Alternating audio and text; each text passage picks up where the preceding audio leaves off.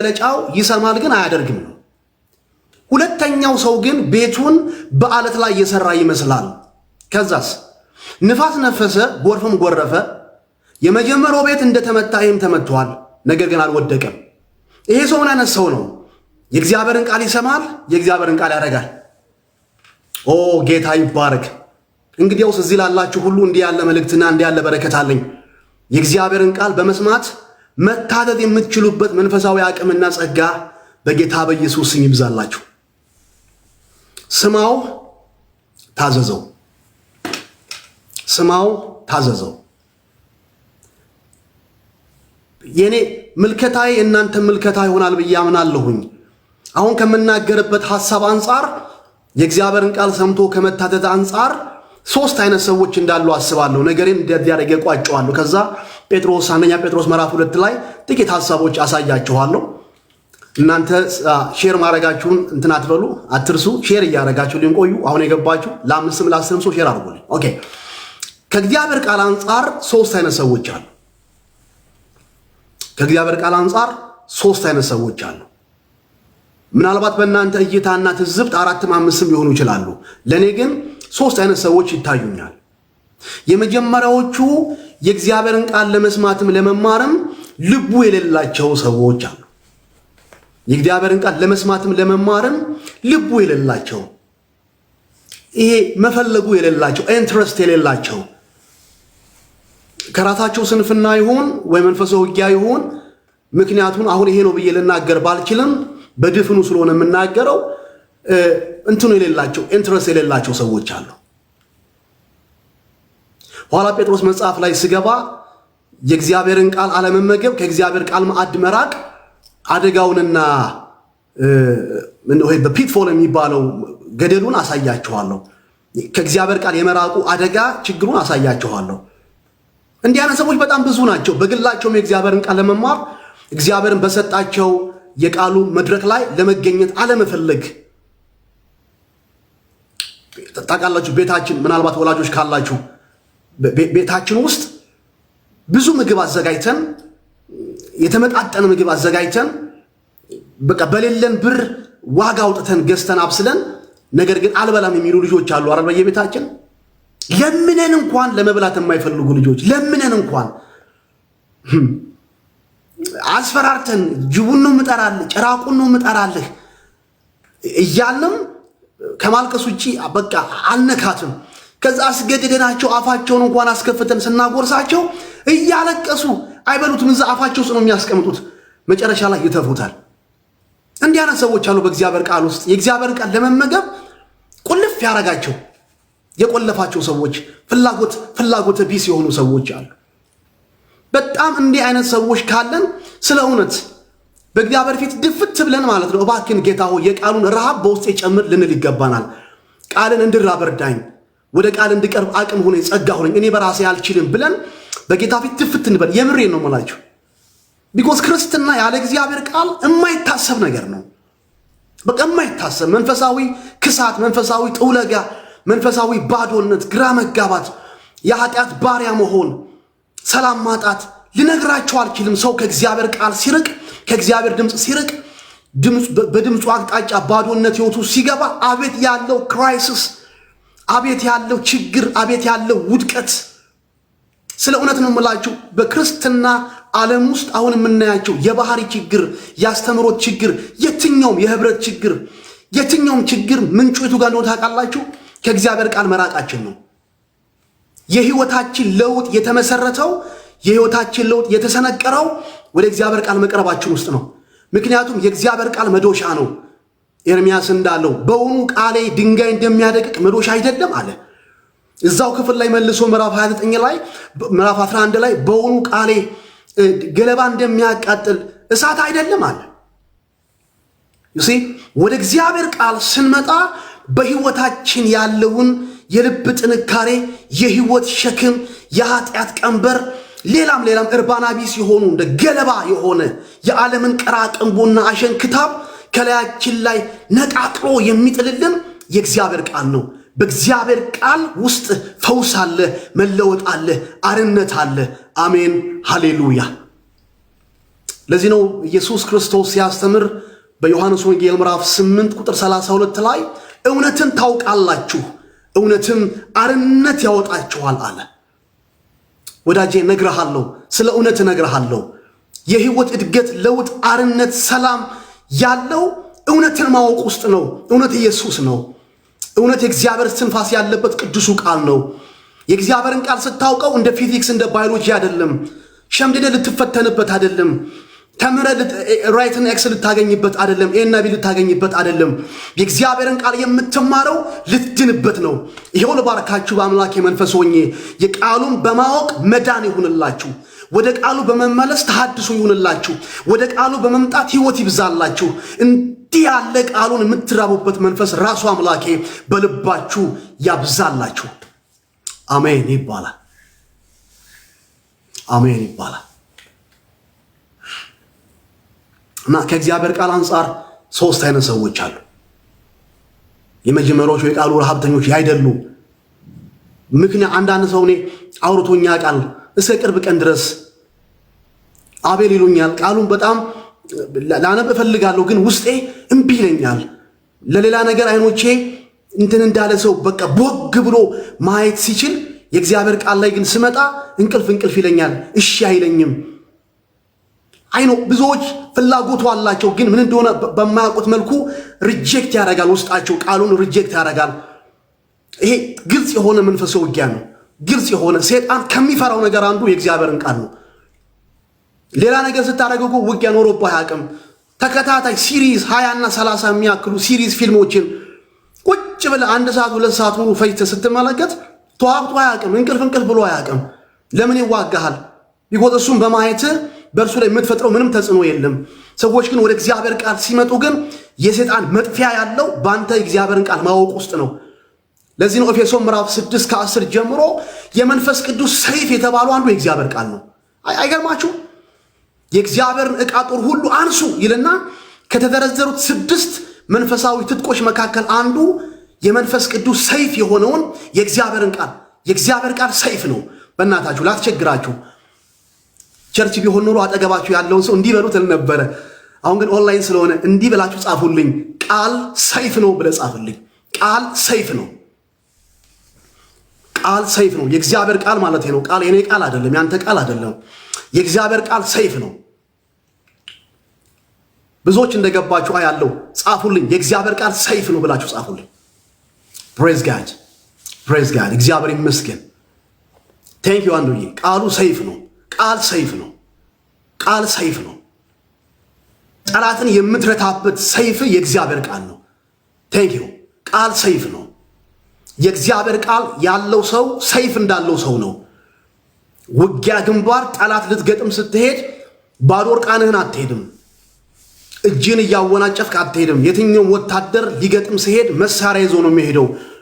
በድሮ ውጊያ ሰይፍና ጦር ተይዞ ይኬዳል። በአሁኑ ውጊያ የፈለግከውን ስም ስጠው። ወደ ውጊያው ግንባር ስትገባ ቃል ከሌለ እነግርሃለሁ፣ መሸነፍህን ወድኸዋል፣ መሸነፍህን ፈልገዋል ማለት ነው። ቃል ያለው አሸናፊ ነው። ቃል ሰይፍ ነው። ቃል ያለው አሸናፊ ነው። በጸሎታችን ውስጥ በኑሯችን ውስጥ ትዝ ይላችኋል ኢየሱስ ክርስቶስ ከዲያብሎስ ሲፈተን ማቴዎስ ወንጌል ምዕራፍ 4 ላይ ተከታታይ የሆነ ሰልፍና ውጊያ ነበረበት። ኢየሱስ ወደ 3 የሚደርስ እስቲ እግዚአብሔር ልጅ ከሆንክ ይሄንን ድንጋይ ዳቦ አድርግ፣ እስኪ ይሄንን የዓለምን ሀብት ክብራቸውን አሳየውና ወርቀ ብሰግድልኝ። በጣም አማላይ የሆኑ ፈተናዎች፣ ከባባድ ፈተናዎች። የእግዚአብሔርን ቃል ራሱ ሰይጣን እየጠቀሰ እኮ ነው። አንዳንዱ ላይ እግሮች እንዳይሰናከል መላእክቶቹን ስላንተ ያዛል፣ እግሮች እንዳይሰናከል ይደግፉ ዘንድ እያለ ይሄንን የዲያብሎስን ውጊያ ኢየሱስ የተቃወመው በቃል እኮ ነው። ተብሎ ተጽፏል የሚል አባባባባ ተብሎ ተጽፏል ይለዋል። እስኪ ይሄንን ድንጋይ ዳቦ አድርግ የእግዚአብሔር ልጅ ከሆንክ። ሰው በቃል እንጂ ከእግዚአብሔር አፍ በሚወጣው ቃል እንጂ በእንጀራ ብቻ አይኖርም ተብሎ ተጽፏል። ቃል ያለው አሸናፊ ነው። ሰይጣንም በምንም እንትን አታሸንፈውም። በምንም ቃል ካለ እግዚአብሔር ቃል ካለ ታሸንፋለህ። በደሙና በምስክርነታቸው ቃል ድል ነሱት እንደሚል ሰይጣን ምን ይፈራል ካልክ ቃል ያለው ሰው ይፈራል። ኦ ሃሌሉያ ሃሌሉያ።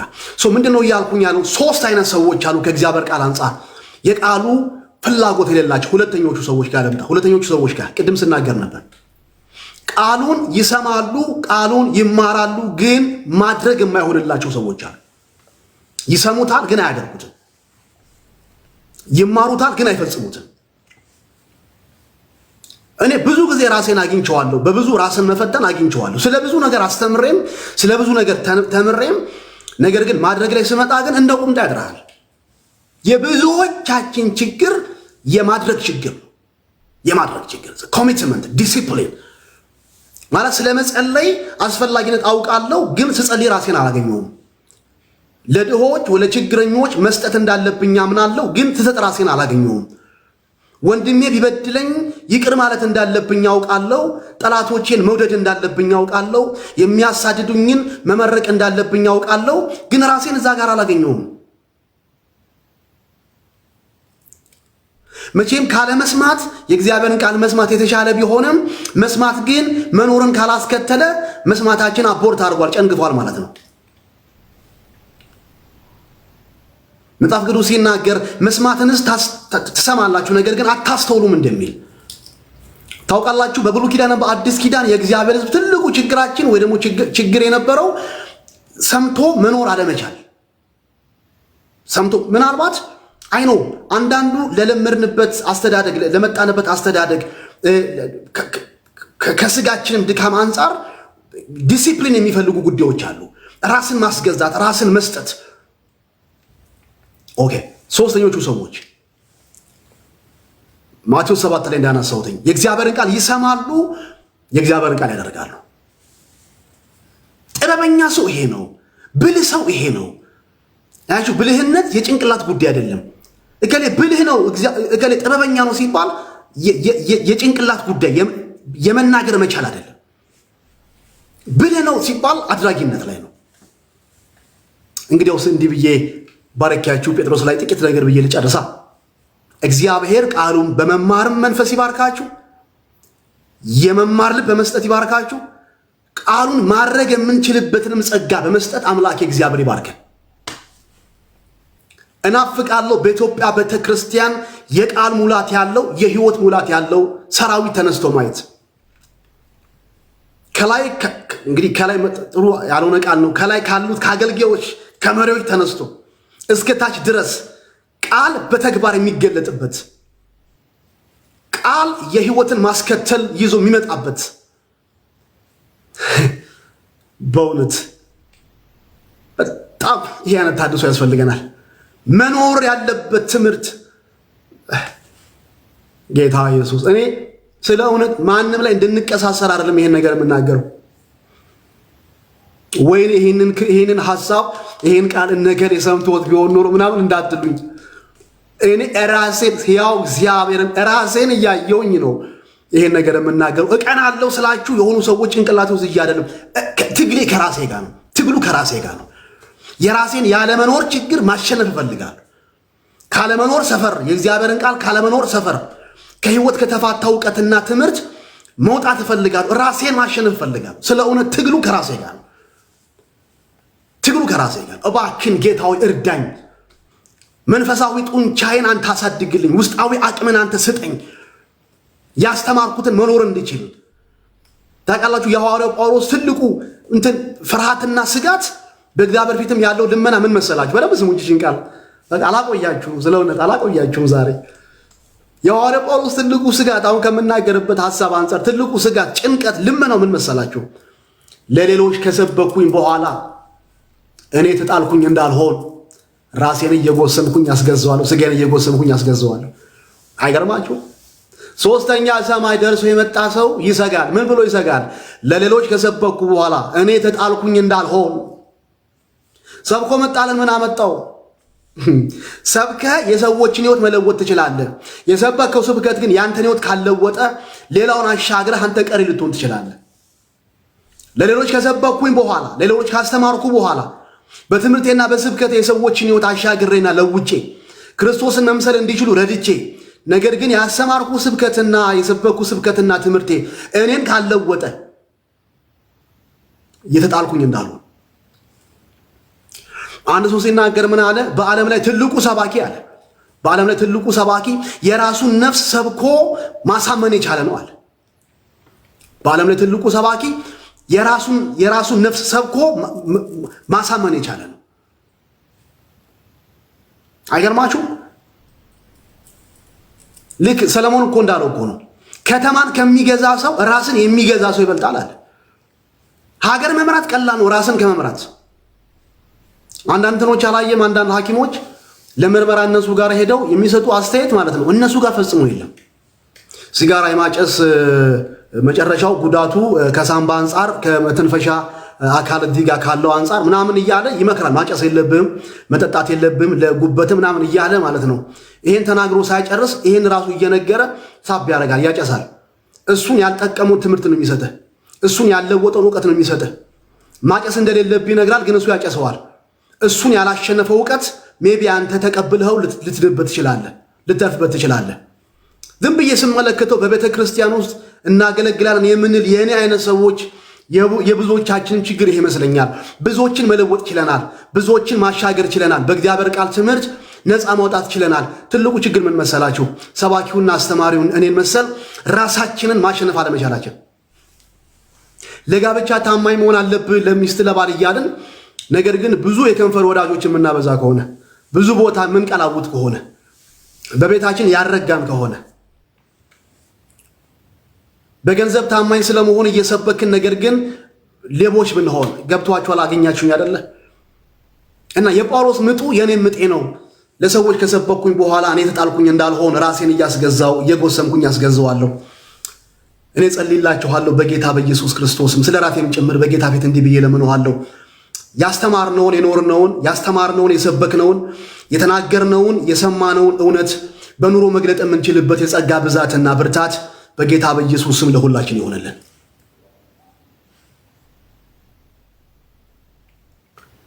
ጌታ ሆይ እናመሰግናለን።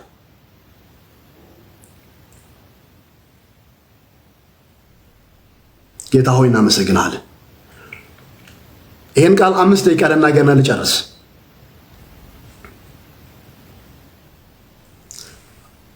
አንደኛ ጴጥሮስ ምዕራፍ 2 ቁጥር 1 ጥቂት ደቂቃ ብቻ ስጡኝ፣ ከዛ ጨርሳለሁ። ጌታ እየተናገረን ነው። ጌታ እያስተማረን ነው። ስንጀምር የምትለንን ሁሉ እንሰማለን ብለን ስለጀመርን ጌታ እያወራን ነው። ሃሌሉያ ሃሌሉያ ሃሌሉያ ሃሌሉያ። ታንክ ዩ ጂሰስ ታንክ ዩ ጂሰስ ታንክ ዩ ጂሰስ ታንክ ዩ ጂሰስ ታንክ ዩ ጂሰስ ታንክ ዩ ጂሰስ ታንክ ዩ ጂሰስ ታንክ ዩ ጂሰስ። ጴጥሮስ ምዕራፍ 2 ቁጥር 1 አብራችሁኝ መሆናችሁን ቼክ ለማድረግ ነው እንዲያን ጥያቄ የምጠይቀው፣ እንቅፍ ይዟችሁ እንዳይሆን። ታንክ ዩ ሞኪ፣ አመሰግናለሁ። ጽፈህልናል። እንግዲህ ክፋትን ሁሉ ተንኮልን ሁሉ ግብዝነትንም ቅናትንም ሐሜትንም ሁሉ አስወግዳችሁ ከዛስ በድነታችሁ እንድታድጉ አዲስ እንደተወለዱ ሕፃናት ንጹሑን መንፈሳዊ ወተት ተመኙ። እችን ቃል በቃ አስምሩልኝና ምናልባት ነገ ከነገ ወዲያ ስንገናኝ እጨርሳታለሁ። በድነታችሁ እንድታድጉ ቤታቸው ሆኖ ማስታወሻ እየያዙ የሚማሩ ሰዎች እንዳሉ በቀጥታም በተዘዋዋሪም ደርሼበታለሁኝ፣ ተነግሮኛል።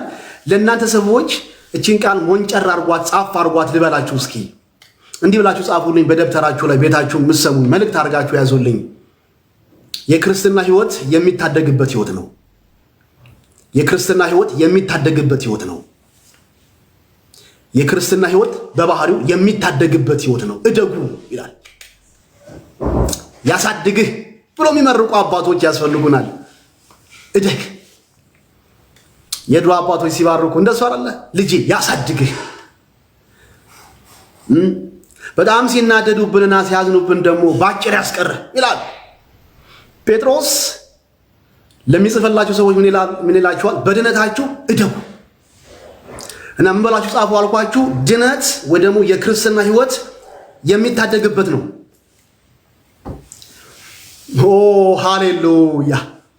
የእግዚአብሔር ናፍቆት የእኛን አድጎ ማየት ነው።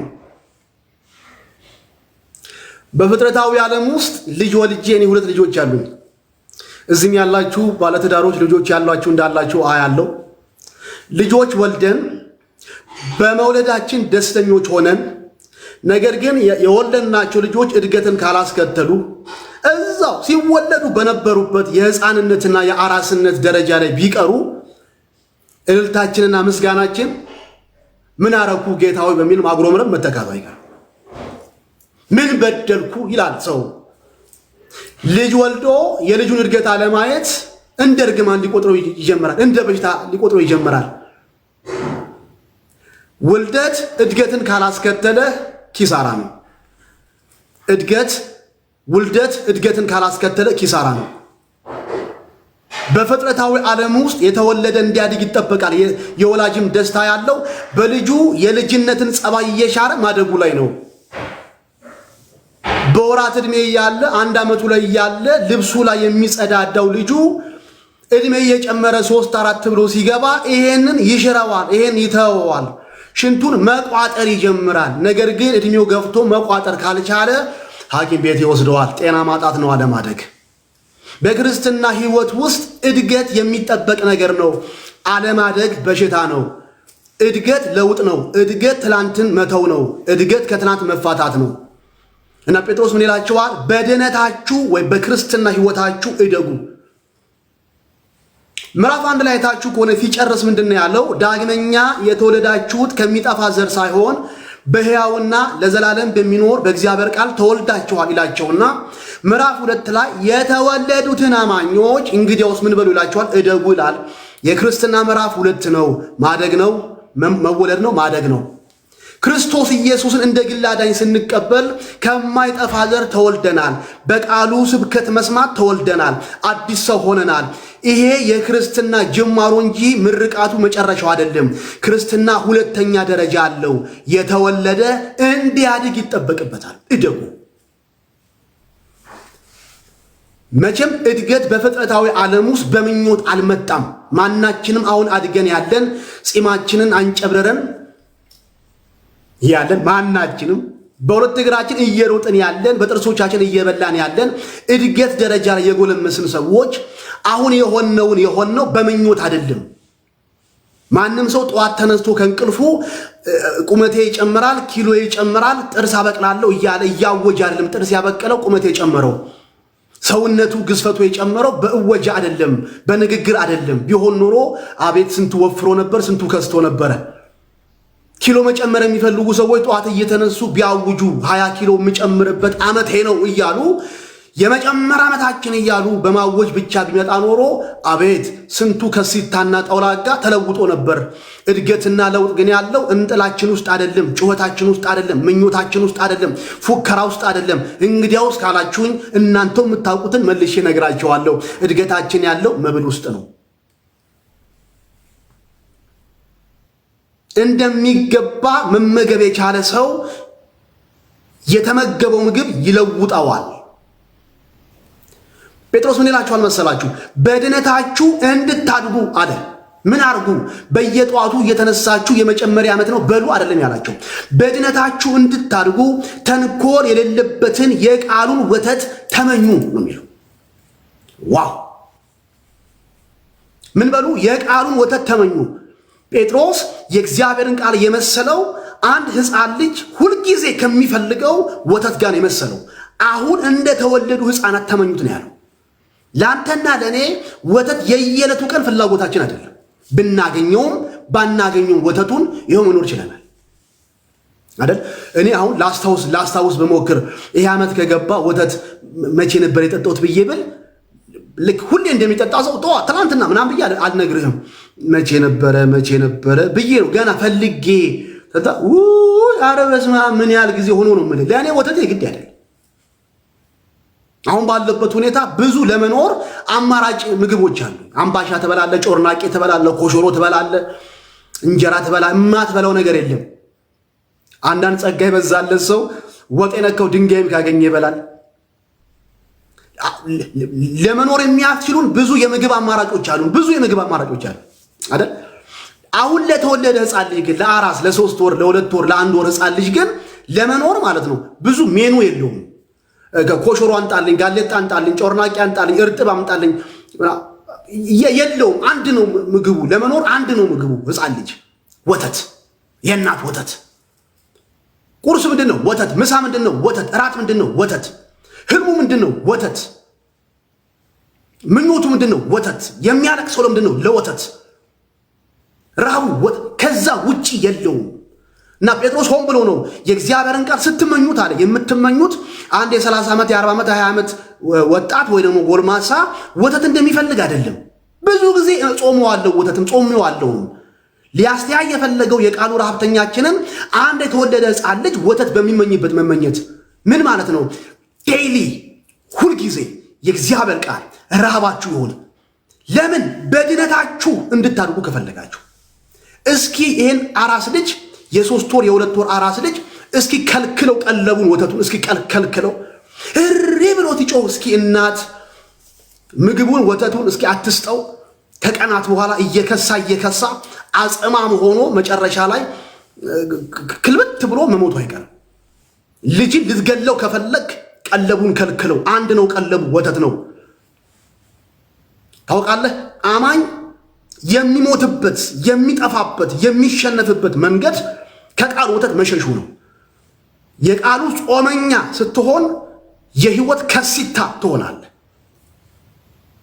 በክርስትና ህይወት የማደግም የመለወጥም የማሸነፍም የብርታትም ሚስጥር ያለው የቃሉ ረሃብተኝነትና የቃሉ ተመጋቢነት ላይ ነው። ስለዚህ ጴጥሮስ በጣም በብዙ ልመና እንደሚለምናችሁ አስባለሁ። ማለት ትፈልጋላችሁ? አዎ። መለወጥ ትፈልጋላችሁ? አዎ። መቀንጨር አትፈልጉም? አዎ። መንፈሳዊ ከሲታ መሆን አትፈልጉም? አዎ። እንግዲህስ መንገዱ ልንገራችሁ። አንድ ነው መንገዱ። የቃሉን ወተት ተመኙ። ተንኮል የሌለበት የቃል ወተት። ተንኮል የሌለበት የቃል ወተት ማለት ምን ማለት መሰላችሁ? አሁን በአዲስ አበባም ሆነ ቤትም ቦታ ላይ ገብተን ካፌ የምንጠጣቸው ወተቶች ተንኮል ያለባቸው ናቸው። ተንኮል ያለባቸው ማለት ከወተቱ ውጪ ሌላ ባዕድ ነገር ገብቶበታል፣ ውሃ ገብቶበታል፣ ተቀላቅሎበታል። ላሚቱ ስትታለብ የሰጠችውን ወተት አይደለም ኦሪጂናል የምንጠጣው። እንደ ታለብ አትጠጣም። ምናልባት ገጠር ካልሆነ በስተቀር እንትና አትጠጣም። ከተማ ላይ የምታገኛቸው ካፍቴሪያዎች ከውሃ ጋር የተደባለቀ ግማሽ ሊትር ወተት ውስጥ 1 ሊትር ውሃ ሊገባበት ይችላል። ይሄ ምን ይባላል? ተንኮለኛ ወተት ይባላል። ከዛ በኋላ ስትጠጣው ከወተቱ ልታገኝ የምትችለውን ካልሲየም ሆነ ሌላ ለጥርስና ለአጥንት ጥንካሬ የሚሆነ ነገር አታገኝም። ለምን? ተቀይጧል። ትጠጣዋለህ፣ አትጠነክርበትም። ከዛ መጨረሻ ላይ የዘመኑ ወተት ትላለህ። የዘመኑ ወተት አይደለም፣ የዘመኑ አላቢ ነው ችግሩ። ወተት ምንም አልተለወጠም። ላሚቷ የዛሬ 2000 ዓመት በፊት የምትሰጠውን ወተት ዛሬም እንደ አባቶቿ እንደ ዘመዶቿ እየሰጠችን ያለችው። ችግሩ ያለው ምንድነው? የዘመኑ አላቢ ግን ቀላቃይ ሆኗል የምለው ነገር ይገባችኋል። ጴጥሮስ ምን አለ? የእግዚአብሔርን ቃል መመገብ ብቻ ሳይሆን መመገብ ያለባችሁ ተንኮል የሌለበትን ነው። ምን ማለት ነው? አንዳንዱ ሊነግድብህ ፈልጎ ኪሲ ሊገባ ፈልጎ ሊከብርበት ፈልጎ ታዋቂ ሊሆንበት ፈልጎ አንተ ደስ የምትሰኝበትን መልእክት ከእግዚአብሔር ቃል ውጪ እየቀላቀለ በአንተ ልብ ለመግባት አንተ ኪስ ለመግባት ሊያቀርብልህ ይችላል። እንትኑ ፈልጎ ጭብጨባውን ፈልጎ ዝናውን ፈልጎ እግዚአብሔር ያላለውን ነገር ከልቡና ከአእምሮ እያወጣ ሊነግር ይችላል። ይሄ ምን ይባላል? ተንኮለኛ ወተት ይባላል። ዛሬ ግን እንዲላችኋለሁ ተንኮል የሌለበትን ንጹሑን የእግዚአብሔር እውነት መመገብ ይሁንላችሁ። አሜን ይባላል። ፕሬዝ ጋድ። ንጹሕ የሆነ እያሳሳቀ ከሚገልህ ከሰው ቃል ይልቅ ሰብሮ የሚያድንህ የእግዚአብሔር ቃል ይሻላል። አስለቅሶ ወደ ራሱ የሚያቀርብ የእግዚአብሔር ቃል ይሻላል። እያሳሳቀ ገደል ከሚከት የሰው መልእክት ይልቅ ለጊዜው ቢያሳዝንም የእግዚአብሔር ቁንጥጫ ይሻላል። እግዚአብሔር በቃሉ እውነት እየቆነጠጠ የራሱ ገንዘብ ያርግህ። ሰው እያሳሳቀ ከእግዚአብሔር ከሚያፋታ ከጽድቅ ጎዳና ከሚያወጣ በተንኮል ቃል ለጊዜው ቢያምም ኋላ ግን የምትጠቀምበትን የእግዚአብሔርን የቃል ቁንጥጫ መቀበል ይሆንልህ።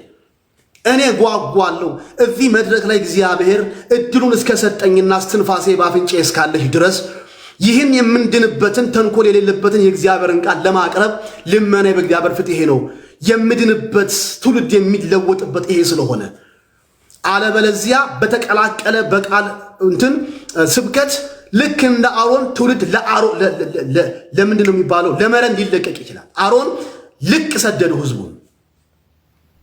ቤተክርስቲያን ልቅ ትወጣለች። የእግዚአብሔር ቃል ሲሸቀጥ የእግዚአብሔር ቃል ሲደባለቅ ትውልድ መረን ይወጣል፣ ልቅ መውጣት ይጀምራል። እንዲህ ቤልባርካችሁ እዚህ ያላችሁትን ይሄው ጨረስኩኝ። ሰባኪ መቼም ጨረስኩኝ አትሬ ነው የሚናገረው ይባላል። ግን የምር ጨረስኩኝ። ተንኮል በሌለበት በእግዚአብሔር ቃል መመገብ በድነታችሁ ማደግና ማድረግ ይሆንላችሁ። እድገታችን ምኞት አይደለም፣ እድገታችን ተመጋቢነት ነው። ጌታ ሆይ እባርካለሁ። እዚህ ላለን ለሁላችን እኔንም ጨምር የቃሉ ረሃብተኝነትን በኢየሱስ ፍጠርልን። ተንኮል የሌለበትን የቃሉን እውነት የምንመኝበትን ወደ ቃሉ ጆሮአችን የምንመልስበትን ከምንም ነገር በላይ የቃሉ አስቀዳሚዎች እንድንሆን ጸጋ በኢየሱስም ይርዳል። ለተናጋሪውም ለሰሚውም የመኖር ጸጋ በኢየሱስም ይብዛልን። ማደጋችን ያንተ ፍላጎት ነው። መለወጣችን ያንተ የዘውትር ጥያቄ ነው። ሁልጊዜ ወደ ራስህ አሳድገን፣ ወደ ፑልፒት አታሳድገን። ወደ ሰውም ማደግ አንፈልግም። ልናደግ የተጠራ ነው ወደ ክርስቶስ ነው። ወደ ክርስቶስ ፍጹም ሙላት መድረስ የምንችልበት ደግሞ መንገድ የቃልህ ተማሪነት ስለሆነ እለምንሃለሁ። ለሁላችንም የቃሉ ረሃብተኝነት፣ በቃልህ ማዕድ ዙሪያ ተሰብሳቢነት፣ በእግሮች ስር ቁጭ ብሎ ድምፅህን መስማት፣ ጊዜን ሰዊነት ለሁላችን ይሆንልን በጌታ በኢየሱስ ስም አሜን።